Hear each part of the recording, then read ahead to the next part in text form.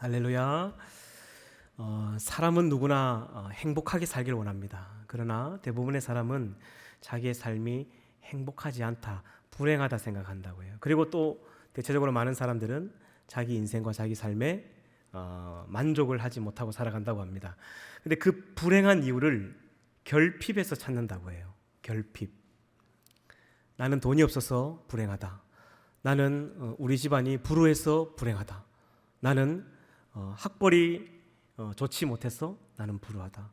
나는 직업이 마땅치 않아서 내 인생이 부족하다. 이런 결핍에서 자기의 인생이 행복하지 못하다는 걸 찾는다고 합니다. 그러나 진짜 행복하지 못한 것은 결핍의 문제가 아니라 관계의 문제예요. 뭐라고요? 관계. 하나님과의 관계. 그리고 이 사람과의 관계에서부터 이 행복의 척도는 나타납니다. 그러니까 이런 관계의 정도에 따라 행복의 정도가 결정된다라는 것이죠. 여러분, 예수님께서 이 땅에 오셔서 우리에게 주신 계명이 두 가지가 있죠. 첫째는 하나님을 사랑하라. 또 하나는 뭐였죠? 내 이웃을 내 몸처럼 사랑하라. 우리는 이 계명이 하나님을 위하고 하나님의 뜻에 부합하며 살아야 된다는 부담감이 있어요. 이 계명이. 그런데 사실 이 두 가지 계명은 우리의 행복을 위해서 주신 계명이에요. 너 행복하게 살라고 주신 계명이라는 거죠. 왜 그러냐면 하나님과의 관계가 잘 유지되고 사랑의 관계가 회복이 되고 내 주변에 있는 사람들과의 관계가 회복이 되면 행복하게 살아. 근데 이게 안 되기 때문에 사람들이 행복하지 못한 거예요. 근데 자기가 행복하지 못한 것을 돈이 없어서, 학벌이 좋지 못해서, 우리 집안이 못 살았어, 이런 결핍에서 찾는다는 거예요. 그게 아니라는 겁니다. 여러분, 십계명도 마찬가지예요. 이런 측면에서 보면 십계명도 사실은 우리의 행복을 위해서 주신 계명이라는 것입니다. 할렐루야. 여러분 믿으시면 아멘. 하나님께서 하나님 잘 되려고, 하나님께서 이 십계명을 통해서 뭐 군림하려고 그렇게 해서 주신 계명이 아닙니다. 너의 행복을 위해서. 이스라엘아, 너는 행복한 사람이다. 이런 하나님의 능력과 이런 영광을 눈으로 본 자가 누가 있느냐? 모세가 그들에게 이렇게 얘기했었죠. 오늘 내 행복을 위하여 주는 이 계명을 너는 마음에 새기고 길을 갈 때나 앉을 때나 일었을 때나 이 말씀을 준행하며 살아라. 왜? 네가 행복하기 위해서 이것이 필요하다라고 말씀하셨던 것이죠. 여러분, 우리가 십계명이 크게 두 가지로 나뉘죠. 하나님과의 관계, 그리고 사람과의 관계. 아주 간단합니다. 1계명부터 3계명까지가 하나님을 위한 계명이죠. 우리는 보통 4계명까지가 하나님을 위한 계명이라고 하는데 이게 잘못 착각하고 있는 것입니다. 하나님 외에 다른 신을 섬기지 말라. 그리고 우상을 섬기지 말라. 하나님의 이름을 망령되이 걸지 말라. 이것은 하나님을 위한, 하나님과의 관계적인 측면에서의 계명입니다. 이것을 잘 지키면 우리가 행복하게 살아요. 이 마음의 갈급함이 없이, 이 영적인 공허함이 없이 살 수 있습니다. 그리고 4계명부터 10계명까지는, 10번째 계명까지는 사람과의 관계적인 계명이에요. 이 네 번째 계명을 참 우리가 많이 오해했었는데 가장 많이 오해한 사람들이 바리새인들이었죠. 안식일을 거룩하게 지키라. 이것은 오직 하나님을 위한 건 줄 알고 뭐 일도 하지 않냐고, 막 손가락도 까딱하지 않고 막 이걸 철저하게 지키기 위해서 온 힘을 다 쏟았습니다. 예수님이 오셔서 그거 아니다라고 얘기했죠. 마가복음 2장 27절에 뭐라고 말씀하셨죠? 이르되 안식일이 사람을 위하여 있는 것이지 사람이 안식을 위하여 있는 것이 아니다.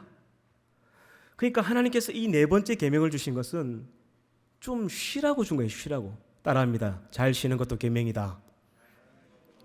주일 아침부터 저녁 늦게까지 너무너무 열심히 봉사하지 마세요. 하나님 좀 쉬라고 주셨어. 토요일까지 일하다가 피곤하면 사실 주일날 조금 쉬고 싶을 때가 있죠. 쉬어도 괜찮습니다. 하나님만 잊어버리지 않으면 돼요. 여러분, 제 아들이 일주일 동안 노가다 일을 해요. 그래가지고 새벽 6시부터 일어나서 오후 6시까지 하루 종일 등에 그 시멘트 지고 일주일 동안 일을 했는데 주일날 보니까 이 아이가 파김치가 돼 있어. 그러면 제가 야야, 네 교회 안 가나? 네 그렇게 신앙생활이 되겠나? 제가 그렇게 할까요? 야야 좀 쉬어야 네가 살지. 저는 우리 하나님 마음도 이런 마음이라고 생각합니다. 당시에는 대부분의 집마다 종들이 있었어요. 종들. 이 종들은 365일 못 쉬는 거예요. 그래서 하나님께서 이 계명을 주시면서 네 문 안에 거하는 객이나 종들에게 좀 쉼을 주라는 거예요. 쉼. 이거는 파격적인 계명이었습니다. 그 당시에. 자기가 섬기는 주인이 여호와 하나님이라는 신을 섬기고 이 안식일을 지키면서 쉼을 주라는 계명을 지키면서 종들에게 쉬라고 한다면 일주일에 한 번씩 쉴 수 있는 거죠. 1년에 52일을 쉬는 겁니다. 그 노예들이 주인을 얼마나 존경했을까요? 그 노예들이 여호와 하나님이라는 신을 얼마나 찬양했을까요? 이게 관계적인 계명이죠. 종도 행복하고 쉼을 주는 주인도 행복하고. 그리고 바로 다음에 나오는 계명이 십계명의 딱 한복판에 있는 계명이 뭐죠? 내 부모를 공경하라는 것이죠. 관계적인, 우리의 가장 가까운 이웃은 옆집에 있는 아저씨가 아니고 부모님이죠. 우리에게 가장 가까운 이웃은 우리 윗집에 사는 아파트 윗집의 주인이 아닙니다. 부모님이 우리의 가장 가까운 이웃이죠. 가장 가까운 이웃을 가장 먼저 주님이 말씀하고 있는 거예요. 살인하지 말라, 간음하지 말라, 도둑질하지 말라, 내 이웃의 것을 탐내지 말라, 거짓 증언하지 말라. 전부 다 관계적인 계명. 이것을 지키면 네가 행복하게 산다. 이게 핵심이었던 거죠. 그 오늘 계명 중에 5번째 계명, 내 부모를 공경하라는 이 계명은 왜 중요하냐면요, 이 10가지 계명 중에 그 계명 문장에 복을 주겠다, 상급을 주겠다 약속한 게 딱 하나밖에 없습니다.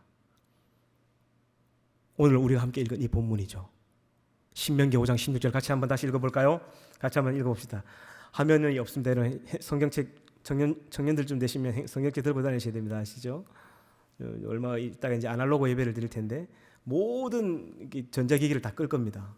성경책 찬송가만 딱 들고 예배를 할 텐데 성경책을 꼭 들고 다녀야 됩니다. 신명기 5장 16절 줄을 꺼놓으시고 같이 한번 읽어보겠습니다. 시작. 너는 내 하나님 여호와께서 명령한 대로 내 부모를 공경하라.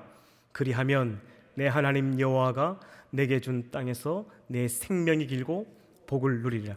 물론 다른 계명들도 지키면 복을 받겠지만 이 계명 복판에, 계명 안에 이것을 행하면 상급을 주겠다라고 하나님이 명시한 복은 이 5번째 계명밖에 없습니다. 그래서 사도 바울은 부모를 공경하는 것이 약속 있는 첫 계명이라고 말씀했죠. 에베소서 6장 13절 함께 읽었던 본문 다시 볼까요? 같이 읽어보겠습니다. 시작. 자녀들아 이것이 옳으니라. 내 아버지와 어머니를 공경하라. 이것은 약속 있는 첫 계명이니 이로써 내가 잘되고 땅에서 장수하리라. 아멘. 여러분, 하나님께서 말씀하신 이 계명을 잘 지키는 자에게 하나님은 오늘 우리가 읽은 이 본문에 보면 3가지 복을 약속하셨습니다. 3가지 복 찾으셨나요? 첫 번째는 생명입니다. 생명. 장수하는 것이죠. 100세 시대를 살다 보니까 이 장수하는 복이 별로 중요하지 않은 시대가 되어버렸어요. 이제 120세 시대가 곧 열린다고 하죠. 그러나 여러분, 이 계명이 선포될 당시에는요, 수많은 사람들이 질병과 전쟁으로 죽어나갔습니다. 평균 나이가 대략 40에서 50세밖에 되지 않았죠. 여러분, 불과 우리나라도 5, 60년 전만 하더라도요, 한 50년 전만 하더라도 자녀들을 보통 7명에서 8명을 낳았습니다. 왜 그렇게 낳았죠? 태어나면 2명 정도는 죽으니까. 그래서 1년 동안 호적이 올리지 않았죠. 그래서 우리 부모님들이 대부분 나이가 이 주민등록상하고 좀 다른 거예요. 불과 50년 전 생명이 연장될 것이다. 내가 여호와가 내게 준 땅에서 내 생명이 길리라는 이 복은 이 당시에는요, 정말 엄청 귀한 복이었습니다. 오늘을 살아가는 저와 여러분들에게는 너무 장수하고 잘 살고 오래 살다 보니까 별로 중요하게 생각하지 않는 복인데요. 여러분, 이스라엘 백성들이 그 이집트에서 나와서 40년 동안 광야 생활을 200만 명이 하죠. 그리고 광야에 출애굽했던 1세대 그 200만 명이 40년 동안 광야에서 전부 다 죽고 광야에서 태어난 사람만 가나안 땅으로 들어갑니다. 그러면 40년 나누기 200만 명을 하면 하루에 몇 명씩 죽어나갔을까요?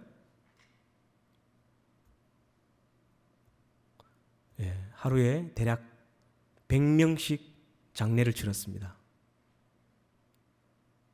여러분 별로 안 놀라시네요. 놀라운 이야기인데 하루에 100명씩 죽어나갔다니까요. 진중의 곡소리가 끊이지. 여러분 이스라엘 백성들은 저희들처럼 3일장 7일장을 지냅니다. 그리고 부모가 돌아가면 통곡하며 애원합니다. 길게 가는 장은 70일 동안 해요. 모세를 원망할 만하죠. 애굽에 매장지가 없어서 우리를 여기 데리고 와서 죽이냐고. 하루에 100명씩 계속 장례를 치러나가는 거예요. 질병으로 죽고 전쟁으로 죽고, 그리고 먹지 못해 죽고. 먹지 못해서 죽진 않았네요. 내 생명이 길 것이다. 부모를 공경할 때 하나님이 이 약속을 하셨던 것이. 두 번째는 땅입니다. 땅. 지금도 땅 많은 사람들이 부자죠.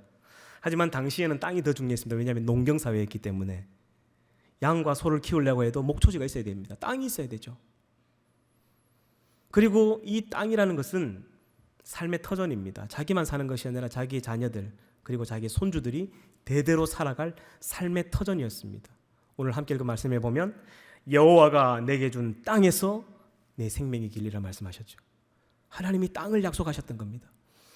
이스라엘 백성이 땅이 없었기 때문에 430년 동안 종살이를 했던 거 아닙니까? 그들에게 하나님께서 너에게 약속한 아브라함과 이삭과 야곱을 통해 약속한 그 가나안 땅을 너에게 줄 것이다 했을 때 그들에게는 너무너무 가슴 설레는 꿈 같은 이야기였습니다.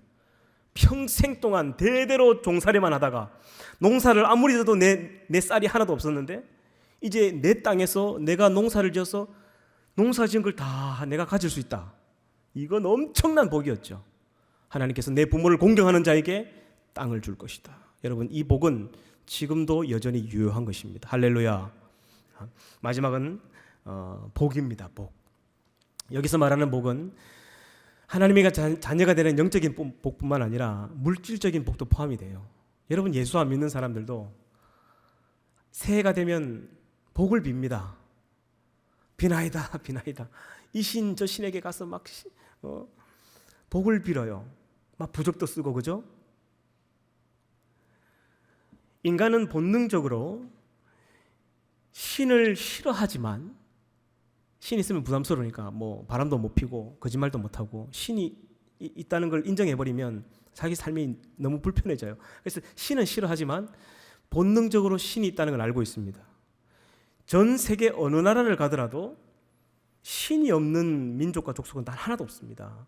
글자를 배우지 못하는 저 아프리카 오지에 가더라도 그들이 믿는 신이 있고 미국에 가면 그들이 섬기는 종교가 훨씬 더 많아요. 선진국일수록 종교가 더 많아요. 그러니까 이게 무엇을 반증해 주냐면 인간은 본능적으로 신이 있다는 걸 안다는 거예요. 하나님께서 우리가 불편할까 봐 우리를 얼마나 사랑하셨는지 하나님이 염치가 많으셔가지고 숨어 계셔요. 우리 하나님이 이 눈앞에 나타나면 인간들이 자유롭게 못 사니까.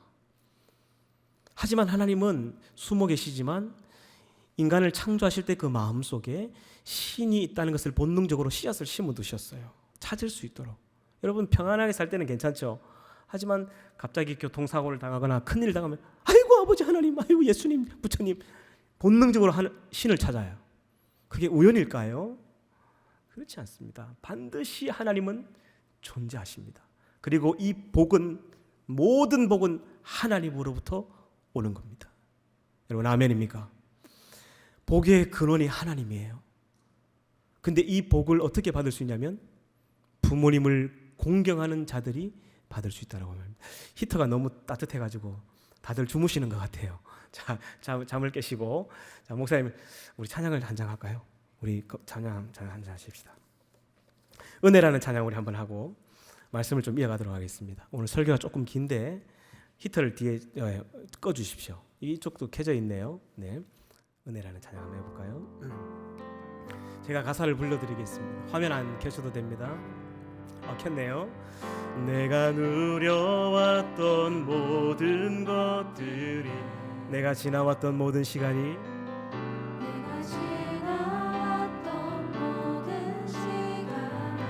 내가 걸어왔던 모든 순간이 모든 순간이 당연한 것 아니라 은혜였어. 아침 해가 뜨고 저녁에 노을 해가 뜨고 저녁에 노래 봄의 꽃향기와 가을의 열매 가을의 열매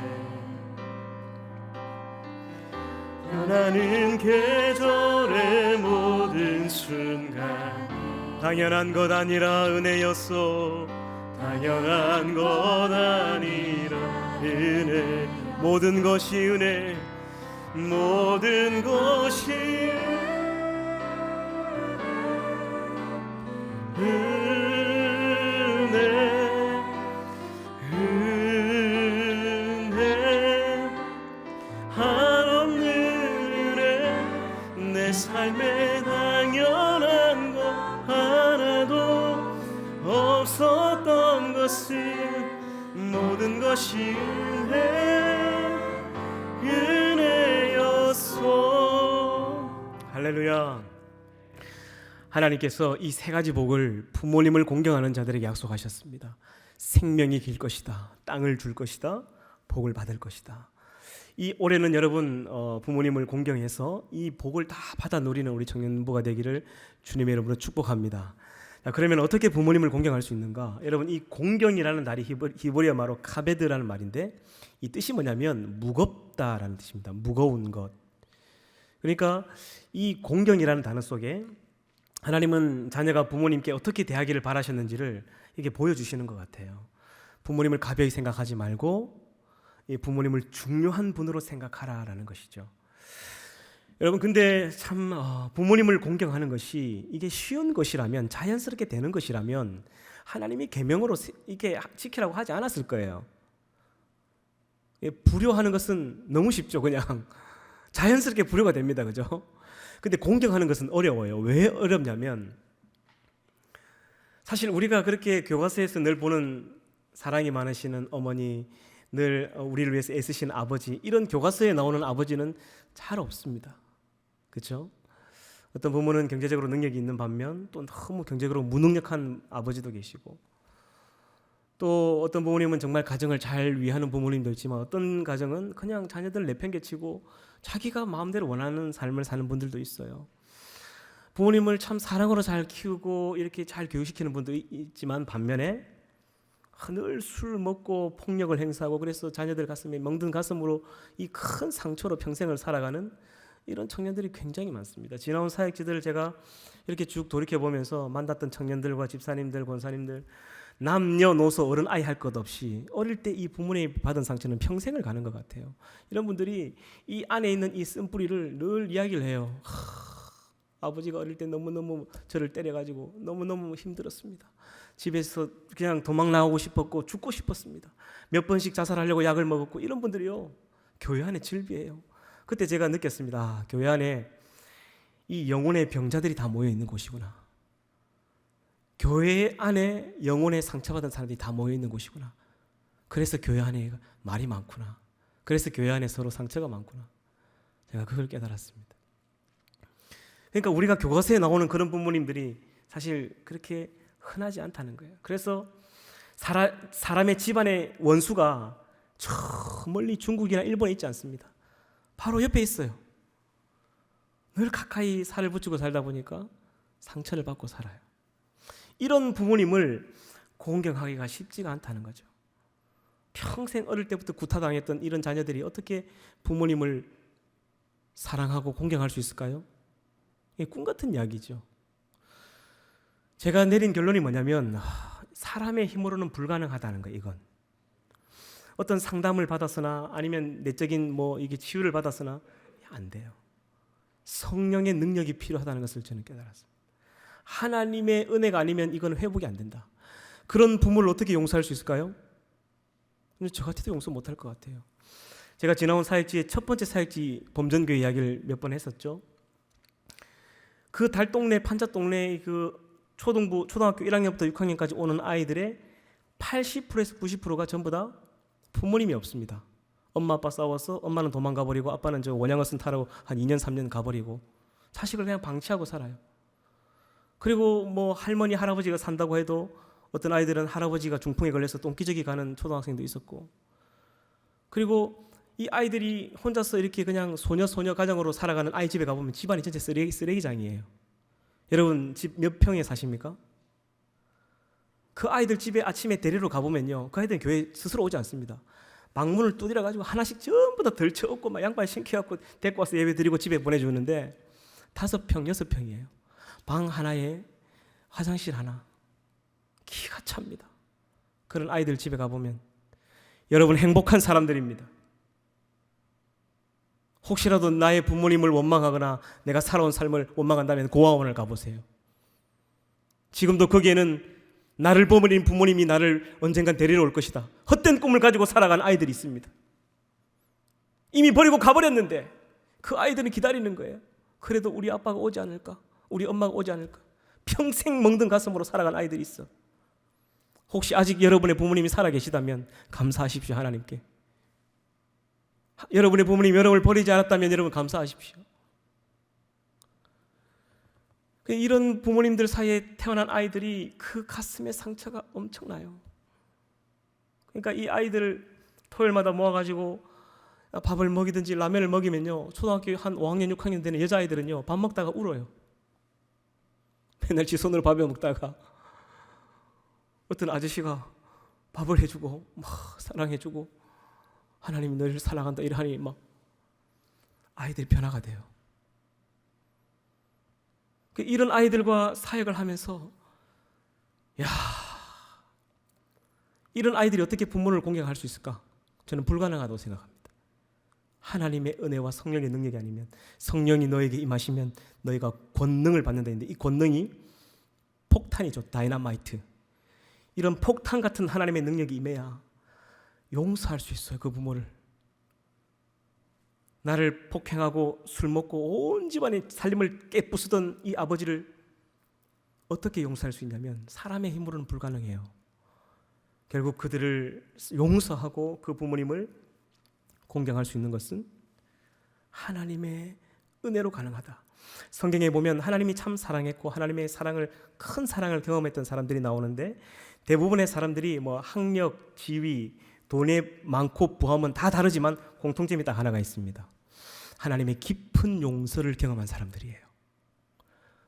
용서받을 수 없는 죄를 용서받은 사람들이고 죽음의 절벽에서 살아난 사람들이에요. 깊은 용서를 경험한 이 사람들이 결국 자기가 용서받은 만큼 용서하며 살게 되는 것 같아요. 여러분, 우리가 잘 아는 다윗도 부모님에게 큰 상처를 받은 사람이죠. 시편 27편에 보면 다윗이 이런 고백을 하죠. 나의 구원의 하나님이시여 나를 버리지 마시고 떠나지 마소서. 내 부모는 나를 버렸으나 여호와는 나를 영접하시리다. 여러분, 다윗도 부모에게 버림받은 것 같아요. 그 어린 나이에 혼자 그 외로운 광야에서 형들에게 미움받고 그 상처가 있었던 거예요. 눈물로서 이 시편 27편을 쓴 거죠. 근데 하나님의 놀라운 은혜를 경험하고 그가 회복이 되고 그 부모를 용서했던 것 같아요. 그래서 하나님의 은혜로 우리가 용서할 수 있는 거예요. 여러분, 하나님은 우리에게 부모를 공경하라는 것에 조건을 두지 않습니다. 그 부모의 장점, 단점을 보지 말고, 그 부모가 잘해주든 못 해주든 그것을 보지 말고 너를 낳아준 부모이기 때문에 공경하라고 누누이 말합니다. 여러분 한번 생각해 보세요. 우리들은 부모에게 상처를 받으면 친구들한테 가서 우리 엄마는 왜 이래? 우리 아빠는 왜 이래? 막 쏟아냅니다. 그죠? 근데 우리 부모님들도 상처를 받아요. 자식들 때문에 저 상처 많이 받습니다. 우리 애들한테. 다니엘이 막 아빠 별로 안 좋아해 이래버리면 상처를 많이 받아요. 어린아이지만 부모들도 상처를 받아요. 근데 그 부모가 그 자녀들이 잘못하고 상처받은 이런 것을 누구한테 가서 험담할까요? 안 하죠. 왜? 더 사랑하는 쪽이 어린 것 같아요. 더 사랑하는 쪽이 험담을 못해요. 우리는 가서 막 친구들한테 우리 부모는 이렇고 우리 집안은 이 모양이 꿀이고 막 쏟아내는데 우리의 부모는 상처를 받고 아파도 남들에게 내 자식 흉을 보지 않습니다. 왜? 사랑하기 때문에. 이런 부모를 공경하고 나에게 살과 피를 주신 분이기 때문에 그 이유 하나만으로도 우리가 충분히 공경할 이유가 됩니다. 이제 말씀을 제가 마무리하도록 하겠습니다. 하나님께서 우리에게 이 계명을 주신 것은 우리가 행복하게 살기를 원함입니다. 그리고 특별히 이 내 부모를 공경하라는 10계명의 5번째 계명은요, 이 계명은 하나님께서 우리에게 복을 보장하신 계명이고, 이건 여러분 암보험 많이 넣고 있습니까? 암보험. 저는 보험 넣지 않습니다. 이게 뭐 보험하시는 분들한테 참 죄송한 이야기인데요, 하나님이 보증하는 보험이 있어요. 이 땅에서 내 생명이 길 것이고 내가 여호와가 허락한 땅을 얻을 것이다. 그리고 이 복을 얻을 것이다. 부모님을 공경하는 자들에게 주는 하나님의 약속이 있기 때문이에요. 일전에 한 가정의 안에 이 세 식구가 살았어요. 아빠와 엄마와 이 아들이 살았는데, 이 어머니가 이제 돌아가시고 나서 이 아버지가 이제 이 아들을 아무튼 엄마의 빈자리를 채워가면서 참 열심히 키웠습니다. 근데 이 아빠에게는 큰 이제 흉이 하나가 있었어요. 이게 어릴 때 이제 화상 때문에, 전신 화상 때문에 이 전신 화상 수술을 여러 번 했어요. 그러다 보니까 막 피부가 다 이게 어그러지고 일반 사람들이 보면 굉장히 흉측합니다. 그리고 이제 4번, 5번의 이 계속적인 수술 때문에 집이 너무너무 가난한 거예요. 이 어린 아이가 어릴 때는 아버지의 품 안에서 자라다가 점점 크며 사춘기를 지나면서 친구들하고 길을 가다가도 아버지가 보면 피해버리는 거예요. 부끄러운 거예요, 아버지가. 그리고 너무너무 가난한 이 아버지의 화상 수술 때문에 가난하게 살아야 되는 이 집안을 원망하면서 고등학생이 되자마자 타지로 학교를 가면서 집을 나가버렸습니다. 그냥 가출이죠. 아버지, 제가 다시 아버지를 찾을 때까지 저를 찾지 마십시오. 편지 한 장을 남기고 가버렸습니다. 이 지긋지긋한 가난을 벗어나고 싶어서 이 아이는 열심히 공부했고 좋은 대학을 가고 또 명문가의 또 자녀와 결혼을 했습니다. 결혼을 할 때 아버지를 부르지 않았어요. 나는 고아다. 나는 아버지가 없다. 결혼을 해버렸어요. 이 아버지가 자기가 죽기 전 자기 아들을 한번 보고 싶은 마음에 수소문을 해서 참 힘들게 그 아들의 집을 찾아갑니다. 그리고 초인종을 딱 누르는데 이 아들의 아내가 나오는 거예요. 이 얼굴이 완전히 화상으로 흉측한 할아버지가 띵동 눌러가지고 여기 누구 있나요 하니까 막 깜짝 놀라는 거예요. 막 소리를 지르고 막 기겁을 하니까 아들이 나온 거예요. 보니까 자기 아버지인 거예요. 자기 아내와 자기 자식들은 모르잖아요. 당신 누구냐고 문전에서 완전히 그냥 소리를 치며 막 고래고래 쫓아내버렸습니다. 다시 찾아오지 말라고. 그리고 세월이 흘러 아버지는 돌아가시게 됩니다. 친척의 전화를 받고 아버지가 돌아가셨으니 그래도 장례는 네가 치러야 되지 않겠나 해서 가지 않으려고 하다가 마지막 유품 정리를 해야 된다고 하길래 장례에 갔습니다. 그리고 뭐 대충 하루 장례 이렇게 해가지고 화장해버리고 막 끝내버렸습니다. 그리고 이제 그 아버지의 집을 이제 다 정리를 하는데, 유품을 정리하는데 아버지의 유언서가 하나 발견이 돼요. 유언장이. 거기에 보니까 이렇게 적혀 있는 거예요. 사랑하는 아들아, 내가 죽거든 절대로 나를 화장은 하지 마라. 나는 불이 싫단다. 불 때문에 너의 엄마를 잃었고 불 때문에 너와 이별하며 살아야 했고, 그래서 나는 죽어서도 다시 그 불구덩이 속에 들어가기 싫다. 그러면서 어릴 때 있었던 일을 밑에 적어 놓은 거예요. 어릴 때 우리 집에 큰 화재가 있었는데 다 같이 죽을 수밖에 없는 상황에서 어머니는 그 불에 죽고 아버지가 자기를 살리기 위해 그 물에 젖은 담요를 씌워가지고 아이만 들쳤고 뛰어나오다가 아버지는 전신 화상을 입은 거예요. 아들을 살리기 위해 그 불구덩이 속에 몸을 집어던졌던 거죠. 근데 아들이 전혀 몰랐던 거예요. 아버지가 죽고 나서, 화장이 끝나고 나서 이 충격적인 사실을 이 아들이 아버지의 유언장을 통해서 알게 됩니다. 통곡하지만, 후회하지만 여러분 이미 늦었어요. 여러분 앞서서 말씀드렸지만 아직 부모님이 살아계시다면 감사하십시오. 효도할 기회가 있습니다. 참 세월이 금방인 것 같아요. 여러분, 제가 아직 마음은 20대인데 아직도 20살 축구 차던 그때 모습은, 생각은 그때인데 이미 제 나이가 40대 중반을 넘어갑니다. 이제 중반을 다가갑니다.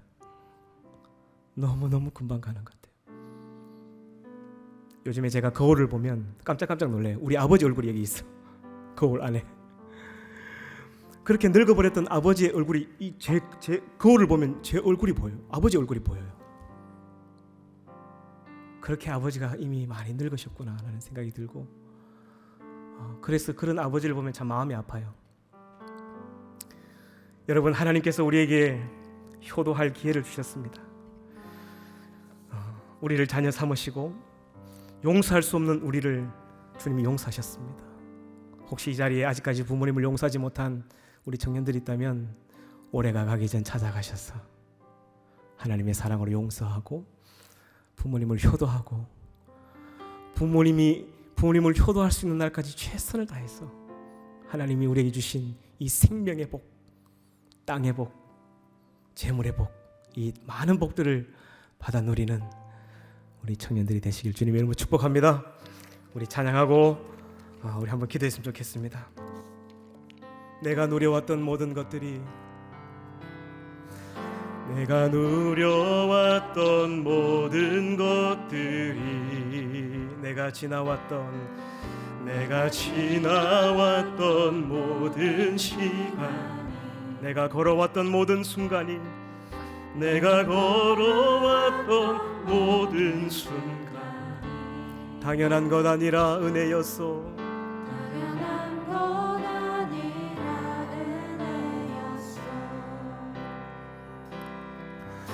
아침 해가 뜨고 저녁에 노을, 봄의 꽃향기와 가을의 열매,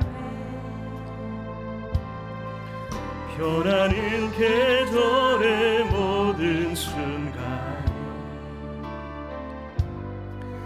당연한 것 아니라 내가 이 땅에 태어나 사는 것, 내가 이 땅에 태어나 사는 어린아이 시절과 지금까지,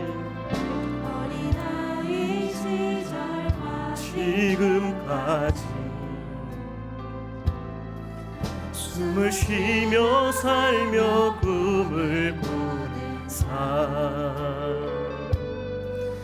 당연한 것 아니라 은혜. 내가 하나님의 자녀로 살며,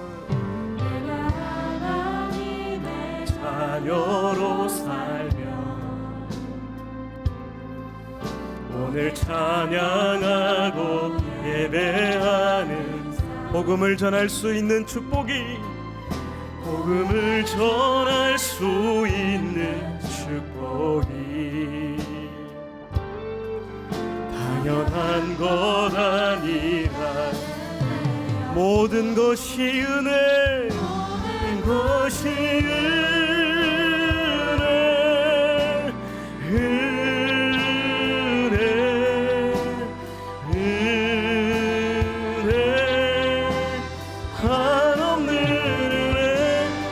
삶에 당연한 것, 없었던 것을 모든 것이 은혜요. 모든 것이 은혜, 모든 것이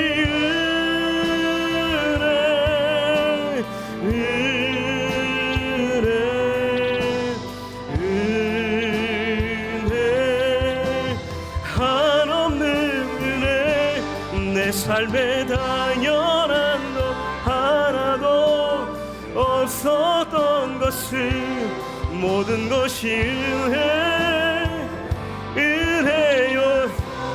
우리 시간 통성을 한번 기도하겠습니다. 여러분, 신앙 안에서 효도는 부모님께 좋은 것을 받았기 때문에 하는 것이 아닙니다. 그분들이 불쌍해서 하는 것도 아니고 우리가 하늘 아버지께 사랑을 받았기 때문입니다. 하나님께서 우리에게 먼저 그 사랑을 주셨기 때문에 이 사랑으로 이 땅에 부모님을 사랑하며 살아가는 것입니다. 부모님을 공경하고 부모님을 사랑해서 부모님과 화해하고 용서하여서 하나님이 이 땅 가운데 사는 날 동안 주시는 이 많은 복들을 받아 누리며 살아가게 해달라고 우리 시간 주님의 이름을 우리 3번 부르고 통성을 한번 기도하겠습니다. 기도합니다. 주여 주여 주여. 거룩하신 아버지 하나님 감사합니다. 하나님, 남들과 늘 비교하면서 나의 가정을 불평하고 나의 부모님을 원망하고 나의 삶을 원망하고, 하나님, 내 삶이 행복하지 못한 것은 모든 것이 부모님 탓이고 가정의 탓이고 나의 환경 탓을 탓하며 지금까지 살아왔습니다.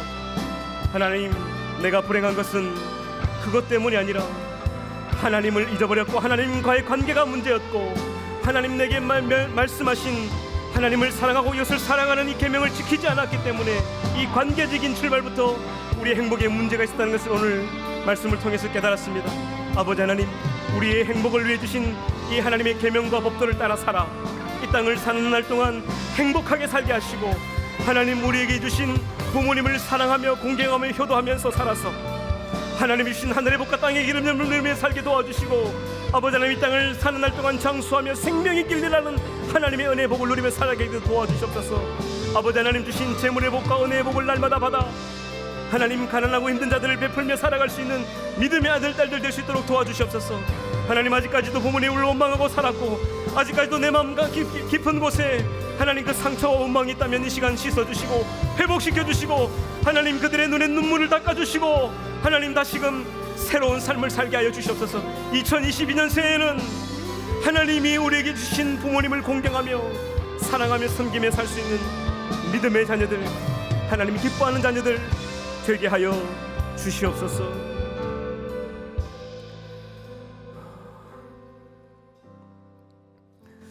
걸어가신 아버지 하나님, 이 시간 한 해 동안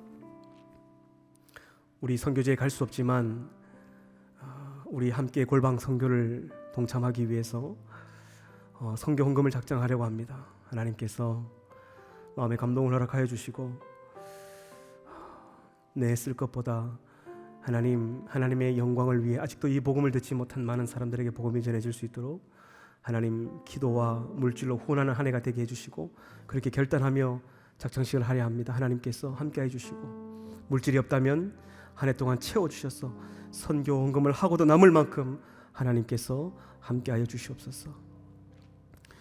우리 반주를 계속해 주시고, 우리 여러분 주보 안에 보면 함께 여기 나눠드렸던 원텐텐 작정서가 있습니다.